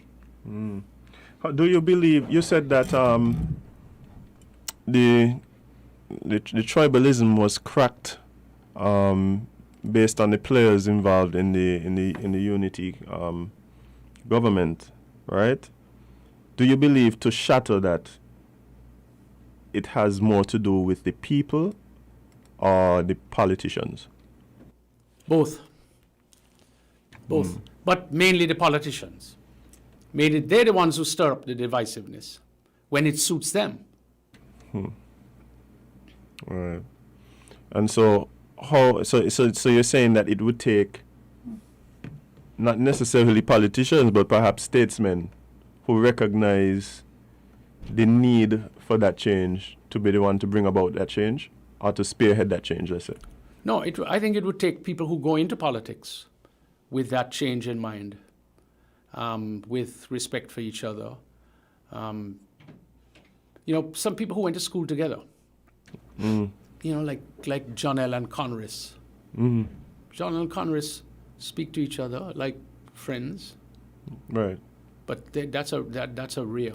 That's very rare. And sometimes they can't do it too often in public or in certain places. Right. But and I don't think they hesitate to say that they know each other and they get on with each other. They can argue with each other on politics, but they talk to each other, and that's what you need. The other thing we need, to be quite honest, and I've said this, is more females, because a lot of this divisiveness ends up with testosterone and that male ego comes into play. Male ego coming into play. Maybe a few women. See, we have quite a few coming up in Nevis. That's an interesting dynamic, but we need that. We need more females who can to come into politics. Do you think in the, let's say, foreseeable future, based on anything that is at play now, that we could see calls for secession raising its head again? That would be very, very difficult. Things are hugely different now to the way they were back in the 1980s and 1990s. And you know the main thing? The main thing is the ease of travel between the two islands. Yes. I mean, when you had one boat, well, first of all, the Christina, we don't even want to go there, but the Christina was the ferry between St Kitts and Nevis that sank, that was not suited for our kind of waters, sank, overcrowded, 240 people dead, mainly divisions. And then after that, one government ferry. That's what it was. The only time you could go to Nevis and come back the same day was on a Wednesday. Wow. Now you have 20 water taxis. You have loads of ferries. The private sector has been allowed into that transportation between the islands. That's made a huge difference. Right. Kittians go to Nevis. This weekend, Nevis is going to be full of Kittians. Yeah. Yep. Labor Day weekend, it was full of Kittians. Divisions come down here to have a drink on a Friday evening and go back up. Yeah, so that as a friend of the show, Mark Drip Brantley, refers to it as, he says, the social intercourse between the countries has made a big difference in the relations between the countries. So yeah, I think that's a part of our history that hopefully stays in the past, perhaps. I think we're better together, to be honest. Yeah, we are. I love Nevis so much. Agreed. But we have actually someone asking a question, and the question was that what could be done in school to sow the seeds of change I am assuming they're talking about people growing up to be friends and then going into politics and actually continuing that, because it's very funny to hear that the people who are in this business aren't friends, and they should be, because that's how you get things done easier. Yeah. I think not only the schools, because teachers, you can teach. I don't think that, or if there is not an adequate subject of civics. And I don't think that our people, our youngsters in school are taught enough about our system, our governance system, our political system. There's no reason why they should not be taught about what's going on. And the same way in which I, having observed it, could say, listen, I am not getting involved in that. Right. I think that that impact can be had in school, but it also requires at home too. And across the society. But it will start with leaders. When you get leaders who say, enough of that. Enough is enough. We're not going to have trouble every 15 to 20 years, because one day it's going to blow up. Yeah. Yeah, I don't think we could continue in the way that we have been going, and we've seen that it is not impossible for it to devolve into even violence and that type of aggression. So I think we really need to learn from the past and make conscious changes as to avoid that in the future.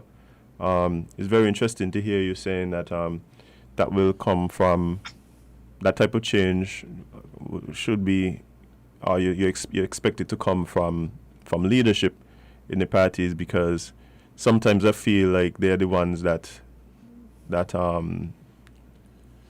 benefit from that and exploit it. And hopefully, like you said, we have people who are put in those positions who have a different mentality, a different approach to politics, where people could disagree on policy and topics and these types of things, and not necessarily not see value in the other. I think there are people within the parties who would like to see it that way, but they're not the dominant forces. Yeah. So perhaps we on a path, and I do believe, and I've said it here several times, that I believe that whether or not you're a supporter of the unity government, one of the things that would be interesting to see is how the coalition impacts this same issue of tribalism as we move forward. I think more than any policy that is put in place now or whatever, I think even in years to come, when we talk about the pandemic and how it was handled and all of this, I do believe the conversation would be around how did this impact the political landscape and the issue of tribalism as we move forward. One thing I say in my book that I'd like to see change in our governance, which I believe would contribute to that, is I know that it is not a particularly popular idea, but I believe that if we want to be truly democratic, we need to have more referenda. Can we have a round of applause, please? Thank you very much. So we can take ourselves outside. Everything doesn't have to be politics. Issues. Should we build the Bastille High School on the location? Let's have a referendum on that. Right. Subjects like that. And there are a few countries whose democracy is very strong because of that. Switzerland is one. Switzerland has, I think, Denmark as well. Yeah, dozens and dozens of referenda. So, we could disagree on issues, but we will vote differently. But, Caribbean politicians don't like referenda, Oh, not at all. I mean, Ralph Gonzalez, you asked Ralph Gonzalez, he was dominant. And he tried to change the constitution, and his own people voted against him. Yeah. Grenada, Prime Minister Keith Mitchell, who's an old friend of mine, we played cricket together when we were in school. He too total dominance in Grenada. Very brilliant man, incidentally, a mathematician by profession, before he became politician. He couldn't believe it, that he calls a referendum and he loses it. Well, that's how it should be. Right. People disagree with you on an issue, but they can support you. If you have an election the next month, they can vote for you. Yeah, because we support you as the leader doesn't mean we agree with everything that you want to implement. So, giving people giving people the opportunity to vote, I think, really goes a long way in strengthening democracy. But I think Kevon had a question. Kevon. Yeah, so you mentioned earlier that you've been following and you've also been very vocal about politics in St Kitts and Nevis. But have you ever considered becoming a politician yourself to try to change some of the tribalism? I would never be a politician in this system. I knew that was the answer. I feel like people have asked you before, and you've had this. You've told them this many times. But why? Because and not only he did qualify it. He did qualify it. He said in this system. In this system, yeah, that's what I was about to ask. Why not? Well, I think I'd be if I may say so myself, slightly better lawyer than politician.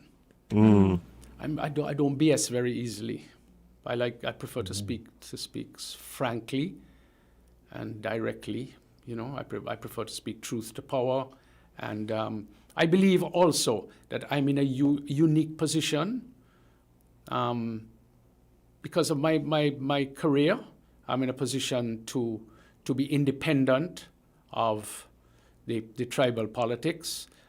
You will have seen in my bio what the international group who monitored the 1995 election said about me.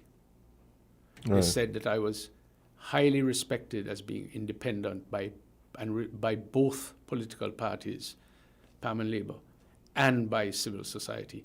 And to me, that was the greatest compliment that has ever been paid to me as a national of St Kitts and Nevis. And I tried before and I've tried ever since to maintain that independence. Right.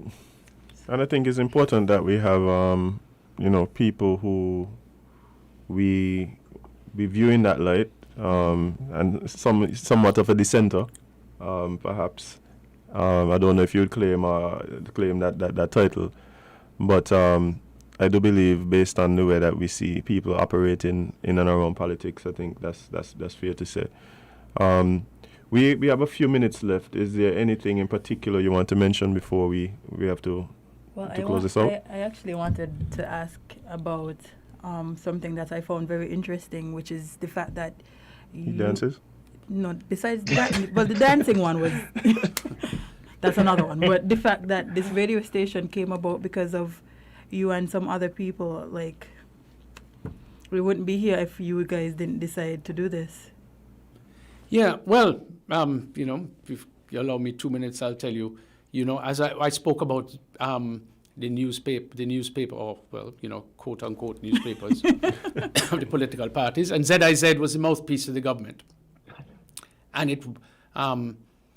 And so there was no free media. Now, ironically, the first non-government radio station was WINN Radio in 1988. WINN Radio came about because Nevis had no radio station at all, no government or otherwise, and ZIZ paid little attention to Nevis.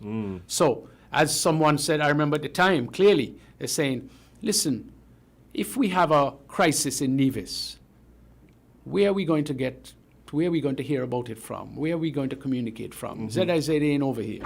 Right. Anyway, so WINN began, and then after that, in 1993, the Observer newspaper right. And that originated in Nevis as well, and both inspired by the leadership of Simeon Daniel. Great man, as far as I'm concerned. And then in the late 1990s, a group, we had always been talking about getting an independent radio station. And WINN FM has 50 shareholders, and nobody owns more than 10%, and that was part of the rule. We brought in a prominent regional radio personality, Julian Rogers. He's known across the entire region, highly respected. Mm-hmm. He spent over a year here while we tried to get a license. Couldn't get a license. Wow. Eventually, the Privy Council ruled in Antigua that the government must give a license to observe a radio there. And I think the government here saw the writing on the wall and gave WINN FM a license, which enabled us to begin in 2002. Oh, wow. So that's, in short, is the background of WINN FM. And I think that WINN FM has played, if I may say so myself, WINN FM has played a very, very important role in the promotion of free speech, exchange of ideas, communication between people. And I must compliment you youngsters on the program that you have and the very frank way in which you speak. You know, 25 years ago, people your age wouldn't dare come on a radio and speak the way you all speak, you know. Yikes. And you speak, but you speak genuinely. People realize that you're genuine. Mm. They're not identifying agendas. They're not pointing fingers at you. They're saying, well, you know, maybe we should really engage these people. So it's a breath of fresh air, I must tell you, your program, and keep it up and find ways to expand your involvement in the media generally. I have no idea how media operate, social media operates. Mm. But use that. I know at the moment social media is known as much for disinformation as for proper communication. But that'll pass. Mm. That'll pass. And I think the technology provides a wonderful opportunity for you to continue the way you are. Free speech is critical to any society, and a small one like ours, all the more so. The minute somebody tries to curb free speech, you're in trouble. All right. Well, for the rest of the day, nobody could tell me nothing. No. Yeah, nobody could tell me nothing either. I want to clip this clip. But Mr. Wilkin, I want to clip it and put it in my bio anywhere I go. But really appreciate you, coming on again, and talking to us. We're getting messages about the fact that the show needed to be 4 hours long, yeah. and all of this. So it's obvious that some of what you said must have resonated with the people listening. And again, really appreciate everything you said and all the kind words. But guys, it's after 10, and it's Thursday. What? Tomorrow is Friday? Tomorrow is Friday. And we have a nice, long, relaxing weekend, people. We know we're not going to be outside in the capacity we want to be, so take it. Fingers crossed. Okay. Fingers crossed. Let's wait for update. Let's wait for the updates. In the event that we aren't outside in the way that we wanted to be, take this weekend to relax and reflect and read and, keep safe, because we want to see you guys on Tuesday, which is our anniversary, Azem. Yes, and the next time, after the weekend, you see us back here. It's going to be a very special day for us. Yeah. Really looking forward to that. And just like we've been saying all week, it's really because of the people who tune in day after day, and somehow find some value in the things that we say here. And we really appreciate it, and we appreciate you, the community that has developed online. Yeah. Y'all speak to us every day like we're y'all family. Yeah. And we appreciate it. Yeah, and the only issue I really have is the fact that I haven't gotten a bottle of local honey. However, I did get a link. Somebody linked me, so I appreciate that person. What happened? The honey outside? No. Jade, if the honey outside... This is what Jade does do all the time. All the time. Okay. All the time. Listen, Carla sent me a message that I was supposed to forward to you. You see what I'm saying? I haven't even gotten the chance to listen to the message, but I know it's in regard to local honey. And she even called me to remind me. Okay, so now I have to apologize to the community who have been looking out for me. Who has been looking out for me from the start. As a matter of fact, I should have known. I'm sorry. I should have known. I am sorry. I am sorry I didn't know that you were. I am so sorry, friend. Oh boy. And you see, Kevon, we have tried to remove the stigma, the blame Jade stigma, but here we are again. Listen, I'm dealing with Here we are. Okay? In a year, and we come back around. How much things do I do? Full circle. Full circle. How much things do I do daily? Azem? Full circle. You can't forgive me for this one thing, But, Azem. but you see This one thing. the thing is, one of the Wow. things that you do is not tell me about the local honey link. Yeah, I'm So, sorry. I'm sorry. That was my bad. I'm not gonna lie, that was my bad. okay, I all right. it when I'm wrong. You own it. You own it. I like that. But I remember. hashtag blame Jade. You see that? Wow, thanks, Gawain. Always and Appreciate you forever. so much. But guys, it's been amazing. And man, like me gonna tell you, yeah, we've had some amazing interviews today, included. I don't even know how we've been able to book these people, because like, why would y'all want to come sit down and talk to us? Maybe the truth is that they've been open to come and sit down all the time. It just wasn't the real platform. But guys, it's time again. We're gonna be here tomorrow, same time, 8 to 10. Log on Facebook or YouTube on WINNmedia SKN. Check us out on Instagram or Twitch and Periscope. Yes, and we've seen some people who logging on from Twitch and Periscope. So all the people who say, "Man, nobody watch them thing now," you're like, Yes, my friend John is watching on Twitch. yeah. So we really appreciate all these communities coming on board. All of you guys who listen to us daily on the radio, play us in your vehicles, play us in your business places, or just play us loud enough so your neighbor could get annoyed. Thank you. And the people who listen to us and take the things that we say and implement them Oh. or talk about them, even when y'all don't tell us, we appreciate you too. Yeah, ILNT saving it country one topic at a time. You think somebody messaged me the other day and tell me that I just say they're saying the closing line wrong. And I'm like, what do you mean? They're like, oh, it's not is. And I'm like, how are you gonna tell me what my statement is? Oh boy, I guess maybe they want to join the team as producer, No. but that's not the way to do it, guys. That's not the way to do it, guys. Not even Jade could tell me how to say that. I don't. But speaking of which, I think in honor of that person who reached out to you, I'm going to allow Kevon, the Prosecco Papi, the Duke of Frigate Bay, the Chapstick Don, aka Slim God, aka the man with the $1 million smile, to repeat the saying just one more time. Remember, you can't be everybody's cup of tea because you is not a mug. See you tomorrow.